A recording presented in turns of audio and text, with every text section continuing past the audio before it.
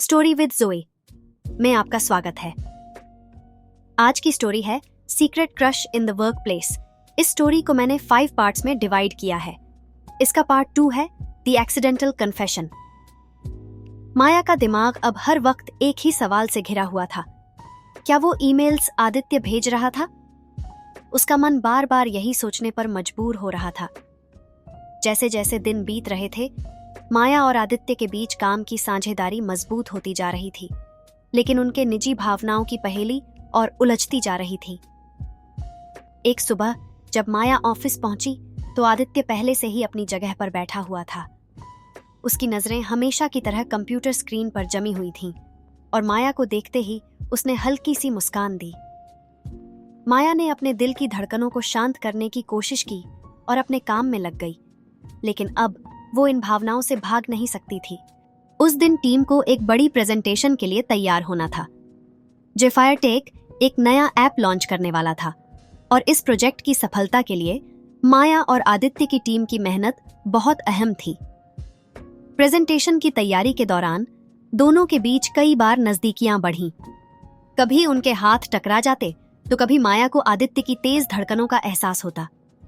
माया ने महसूस किया कि आदित्य भी अब थोड़ा असहज महसूस करने लगा था, जैसे वो कुछ छिपा रहा हो।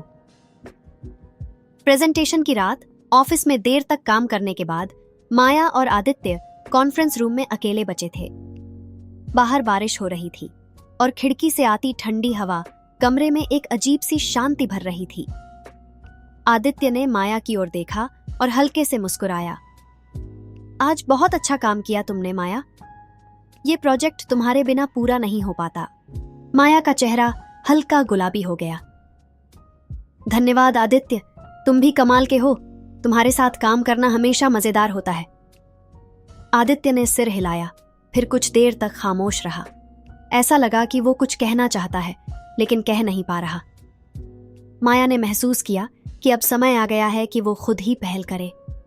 वो अपनी कुर्सी से उठी और खिड़की के पास जा खड़ी हुई।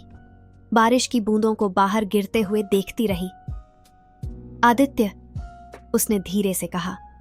उसकी आवाज में हल्की घबराहट थी।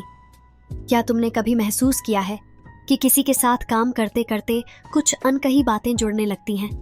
आदित्य ने चौंक कर उसकी तरफ देखा। उसकी आंखों में हल्की सी हैरानी थी, लेकिन उसने खुद को संभालते हुए कहा, तुम कहना क्या चाहती हो माया? माया ने गहरी सांस ली। कई हफ्तों से मुझे एक अनाम ईमेल मिल रहे हैं। उनमें कुछ ऐसी बातें लिखी होती हैं जैसे कि वो मुझे जानता हो। मुझे कभी कभी लगता है कि उसने अपनी बात अधूरी छोड़ दी। आदित्य अब पूरी तरह से ध्यान दे रहा था। उसने कुछ देर तक माया की ओर देखा, फिर कहा, क्या तुम्हें लगता है वो ईमेल मैं भेज रहा हूं? माया के दिल की धड़कन एक पल के लिए थम सी गई। उसने सिर झुकाते हुए धीरे से कहा, मैं नहीं जानती, लेकिन मैं चाहती हूं कि तुम सच्चाई बताओ। क्या ये सच है? कमरे में एक पल के लिए गहरा सन्नाटा छा गया। बाहर बारिश की आवाज और तेज हो गई थी।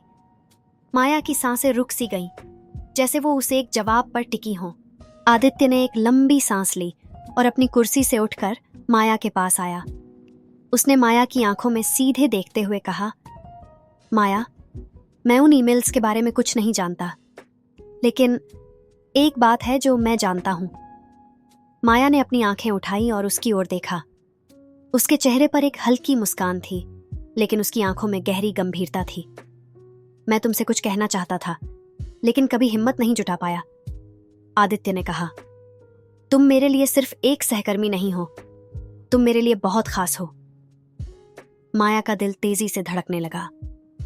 उसने आदित्य की आंखों में देखा और उसे एहसास हुआ कि यह वो पल था जिसका वो इंतजार कर रही थी।